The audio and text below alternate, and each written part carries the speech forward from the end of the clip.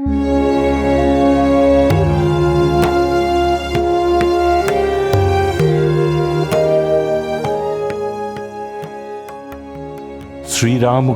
পরমহংসদেবের জন্মতিথি উপলক্ষে শ্রুতি নাটক ও গল্প পাঠের পাঠশালা, প্রতিশ্রুতির বিনম্র নিবেদন, কথামৃতের কথামালা।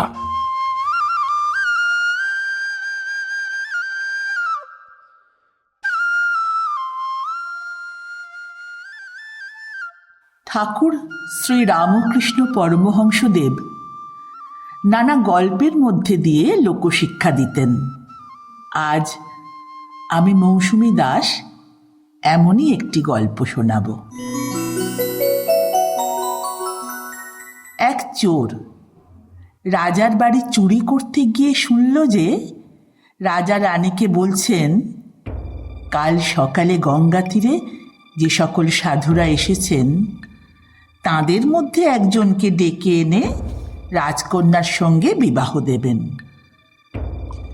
চোর এই কথা শুনে ভাবলে যে তবে কেন আমিও সেখানে সাধু সেজে বসে থাকি গে না, যদি ডাকে তাহলে রাজকন্যাকে বিবাহ করতে পাব। সে তাই করল। পরদিন রাজার লোক গিয়ে সাধুদের আহ্বান করতে লাগলো, কিন্তু বিবাহের কথা শুনে সাধুরা কেউ রাজি হলো না। তখন রাজার লোকেরা সেই সাধু বেশধারী চোরের কাছে গেল।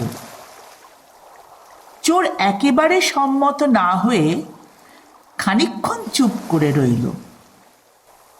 রাজার লোকেরা রাজার কাছে এসে বলল যে একটি যুবা সাধু আছেন, তিনি রাজি হলেও হতে পারেন, কিন্তু আর কোনো সাধু সম্মত নন। রাজা অগত্যা সেই সাধু বেশধারী যুবক চোরের কাছে এলেন এবং বিবিধ রকমে তাঁর সাধ্য সাধনা করতে লাগলেন।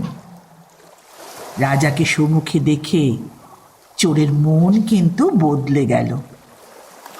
সে ভাবলে, আমি কেবলমাত্র সাধুর বেশ পড়েছি, তাতেই রাজা আমার কাছে এসে সাধ্য সাধনা করছেন।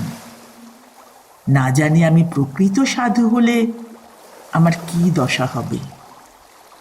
এইরূপ ভাবতে ভাবতে তার মন একেবারে বদলে গেল এবং সত্যিকারের সাধু হওয়ার জন্য যত্নবান হলো। তার আর বিবাহ করা হলো না। একটুখানির জন্য সাধুর বেশ পরে সাধুদের কাছে বসে চোরের মন এমনি বদলে গেল। এই গল্প থেকে আমরা শিখলাম যে সাধু সঙ্গ সে যতটুকু সময়ের জন্যই হোক না কেন, তাতে মানসিক আত্মার উন্নতি ঘটে।